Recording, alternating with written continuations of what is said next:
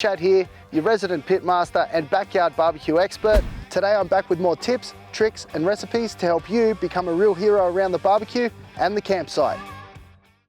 Jalapeno. Jalapeno poppers. Have a look at these puppies here. What an awesome side dish. All done on the Voyager here. Really not hard to get your hands on this stuff. If you haven't got it, it's always available up at the corner shop.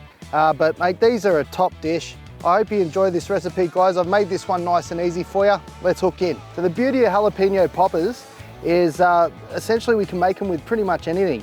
Usually I would use a bit of cream cheese, but sour cream works as well. We're gonna thicken that out with a little bit of cheese and we'll top some breadcrumbs across the top as well. You'll see how it all works out. So let's hook in. I'll show you guys how it's done. It's a ripper recipe. First, we've got to prep our jalapenos. What we'll do is we're gonna leave the stem on half of them, I guess. So we're gonna come up through the guts like this. We're not gonna cut ourselves today, Chad. I just take the back of one of our camp forks here, just dig it out. Try not to break the jalapeno if you can. I might just use our knife for this. Dig that sucker out. That's our end result. Essentially, we're just making little vessels here. That's exactly what we're after. We'll just keep going at them until they're all done and we'll get into the filling. Rock and roll.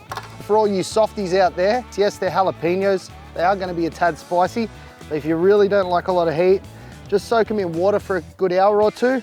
That'll bring a lot of the heat out of it. Just top tip. Hello, how's going? I have a pot, and it also is a super utensil for mixing things together. So we're gonna use that today. So what we'll do is we'll take our sour cream, go half of that. Good handful of our shredded mozzarella. It's just pronounced mozzarella. About that. Bit of our parmesan, pronounced parmesan. So as you can see, I brought my whole kitchen with me. I'm using a camp plastic fork and a saucepan as a mixing bowl. Sour cream is usually quite thin, but when we get that cheese through it, we're getting that lumpy, sort of thick consistency. That's what we're looking for our filling. So that's why I had my breadcrumbs set aside there just in case, but I'm gonna actually top this with breadcrumbs as well, I think, just across the top. Give us a nice little golden bready texture across the top. I think that'll come up really nice. Let's chuck a little bit of salt and pepper. These drink holders double up as temporary rubbish bins. What's going on here? Oh, here we go. Chad proof. Pepper. Not like that. Who makes these things? Now I've got to pick them out. Clever grind. Too clever for me, mate. Righto.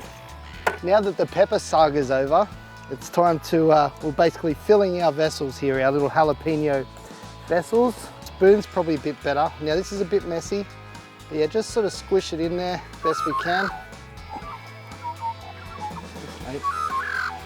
Another one. They're looking good.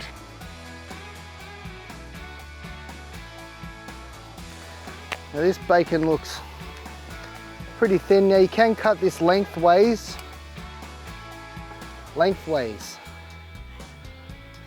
Okay, the cream cheese should hold it pretty well, or the sour cream, sorry. And we're just gonna wrap it around. No toothpicks, see? While we're doing that, let's preheat our Voyager. We want this low heat. Always start it with the lid off so you don't blow your face off.